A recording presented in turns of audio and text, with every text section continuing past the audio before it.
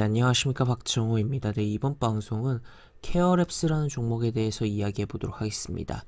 영상 하단에 좋아요 한 번씩 누르시고 이야기 시작해 보도록 하겠습니다.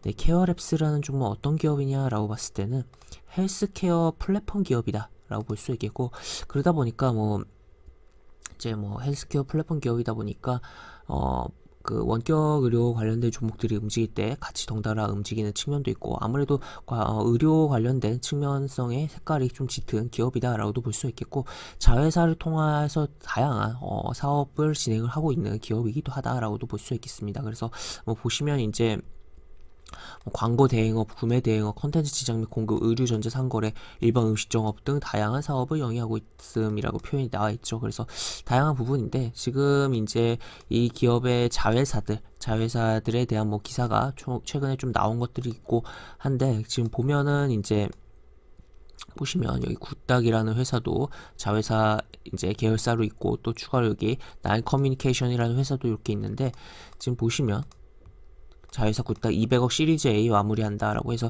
자금 유치를 좀 성공적으로 했다라는 내용이 나와 있고, 이게 시리즈 A라는 게 이제 어쨌든 이제 시드 다음에 투자로서 볼 수가 있는 부분인데, 자회사에 이제 새로운 또 외부 자금을 수여를 했다라는 거죠. 그러면 그 외부 자금이 이만큼 왜 들어왔을까? 당연히 이 기업에 대해서 긍정적으로 보고 베팅을 했다라고도 표현을 해볼 수가 있겠고, 이 이후에 이제 시리즈 B, 시리즈 C가 진행되고 한다면 결국에는 이제 그에 따라서 이제 자회사의 기업 가치가 높아질 것이고, 그러니까 높아지면서 결국 이 시리즈 B, C가 진행되겠죠.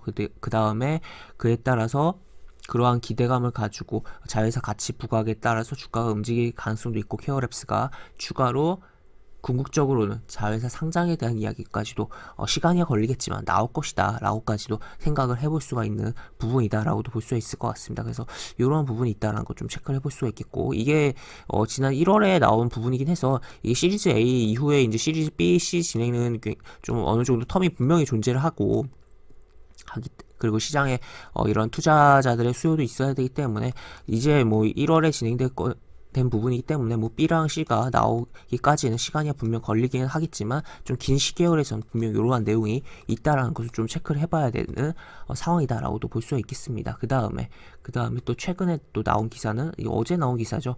어제 나온 기사 나인 커뮤니케이션, 그래서 이런 식으로 내용이 나와 있어서 뭔가 이제 혁신사항을 수상하기도 하고, 뭔가 흐름이 뭔가 잘 되고 있다, 홀로그램 관련해서 뭔가 액션이 잘 나오고 있다라고 내용이 나와 있겠습니다. 그래서 이런 내용들, 그래서 사실 이 내용들을 읽어봐도 사실 확 와닿지 않을 수도 있는 부분이긴 한데, 하여튼 뭔가 자회사가 잘 돌아가고 있다라는 그 포인트 정도만 체크를 하면 될 것이다 라고 볼 수 있겠고, 그리고 여기 보시면 프로토 홀로그램은 기술 투자자로 쭉 해서 유치한 만큼 혁신적인 제품 기술을 인정받고 있다를 강조했다. 그래서 이러한 뭔가 이러한 뭐랄까요, 이제 홀로그램 기술이 다른 이제 해외 이제 초기 투자자들로 알려진 유명 기업의 초기 투자자로 알려진 사람들에게도 인정을 받고 있다라는 거 좀 체크를 해볼 수가 있는 대목이다라고 볼 수가 있겠습니다. 그래서 이러한 자회사들에 대한 내용이 있다라는 거 체크를 해볼 수가 있겠고, 그리고 아까도 가볍게 이야기하면서 넘어갔지만 헬스케어 플랫폼 기업이다라는 거, 그래서 이제 원격 의료 관련돼서 주목을 받을 때 주가가 움직이기도 하는 부분이라는 거 체크를 해볼 수가 있겠으면, 여기 보시면 주요 서비스 헬스케어 미디어 굿닥이라든지 쭉쭉 내용이 나와 있다라는 거. 그래서 이렇게, 그래서 이제 점점 이제 헬스케어 산업이 커질수록 이 기업이 분명히 이제 주목을 받을 수 있는 부분이기도 하고, 또 지금 확진자 오늘 굉장히 많이 나올 것으로 보이는데, 내일부터는 또 이제 중증으로 관리하는 재택치료 범위를 줄여서 진행이 되죠. 그러다 보니까 그에 따라서 이러한 부분도 이미 이제 인성정보라든지 관련 이제 원격으로 관련된 종목들이 변동성을 어느 정도 주기야 했지만, 관련해서도 이 종목이 움직일 가능성까지 좀 생각을 해볼 여지가 있는 상황이다라고 보시면 되겠습니다. 그래서 차트로 이제 넘어가서 좀 살펴보면은,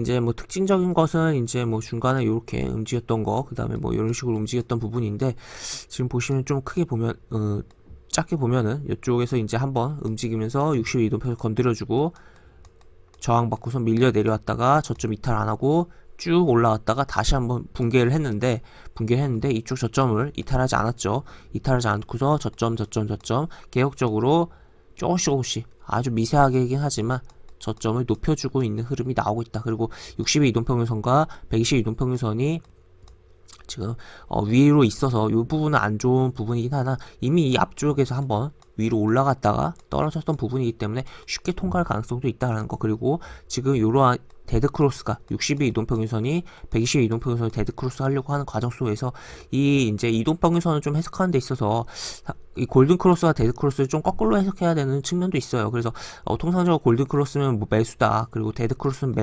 매도다라고도 하지만 이게 이동평균선이랑 후행적으로 움직이는 부분이잖아요. 그렇기 때문에 여기도 보면은 이제 60과 120의 이동평균선이 60의 이동평균선이 120의 이동평균선 뚫으면서 골든크로스가 났지만 결국에 주가가 조금 움직이긴 했지만 떨어졌다는 거죠. 그래서 오히려 이 시점이 매도 시점이었다라는 거. 그래서 여기서 오히려 데드크로스가 났을 때 오히려 뚫고 가면서 시세는 올라갈 가능성이 있다라는 것도 생각을 해볼 필요성이 또 있다는 거죠. 그래서 이 골든크로스, 데드크로스의 기본적인 이제 뭐 기초적인 이론으로 따지지 말고 실전에서는 거꾸로 해석해야 될 때도 굉장히 많다라는 것을 좀 포인트로 둬야 되지 않을까라고도 이야기를 드릴 수가 있겠고, 현재 이런 식으로 한번 건드려줬고 저점 올라오고 있기 때문에 한번 좀 뚫어주면서 단단하게 양봉 하나 잡아주는 흐름에 대해서 기대를 해볼 수 있지 않을까 싶고, 그렇지 않더라도 한번 횡보 쭉 좀 더 해주다가 돌려주는 흐름, 그러한 명분에는 이런 헬스케어에 대한 부분, 결국에 이제 원격 의료에 대한 부분이라든지 그 외에 여러 다양한 분야들 자회사에 대한 부분들이 부각되면서 움직여주지 않을까에 대해서 생각을 해볼 여지가 있겠다라고 보시면 되겠습니다. 그래서 이런 식의 일봉 차트를 갖고 있고, 좀 큰 차트로 살펴보면 연봉 차트로 보면 현재 뭐 한번 이렇게 상장 때 음봉을 때려놓고서 뭐 횡보하고 있다 라는 거 체크를 해볼 수가 있겠고, 월봉 차트에서도 보면은 쭉 내려와서 한번 이런 식으로 계속적으로 횡보를 좀 해주고 있는 상황이다 라는 거 체크를 해볼 수 있겠고, 뭐 주봉으로 봐도 결국에는 한번 여기서 한번 친 다음에 여기서 다시 잡아주고 있는, 결국 아까의 일봉 구간을 압축해서 좀 볼 수 있는 흐름을 보여주고 있다라는 거 체크를 해볼 수가 있겠습니다. 그래서 뭐 지금 뭐 일봉에서는 조금 뭐 지저분할 수도 있지만 결국에는 횡보 구간이라는 것을 큰 흐름에서는 체크를 해볼 수가 있겠고, 이러한 횡보 구간 속에서 과연 어떠한 동력을 가지고 그러한 동력을 가지고 움직일지를 여부를 생각해 봐야겠고, 그러한 동력 측면에서는 뭐 자회사라든지 이러한 산업적인 측면을 생각해 볼 필요성이 있겠다라고도 볼 수 있겠습니다. 네, 이렇게 볼 수 있겠고, 영상 하단에 보시면 설명과 댓글 부분에 동일한 링크가 들어갑니다. 이 링크 타고 들어오시면 제가 운영하는 무료 카톡방으로 입장하실 수가 있고, 입장하시면 여러가지 장주 시황 관련 코멘트, 속보 관련된 부분, 여러가지 부분들 올려드린 부분이 있으니까 이 부분 참고해 보시면 주식하시는데 많은 도움이 되지 않을까 싶습니다. 이상 박종호였습니다. 네, 감사합니다.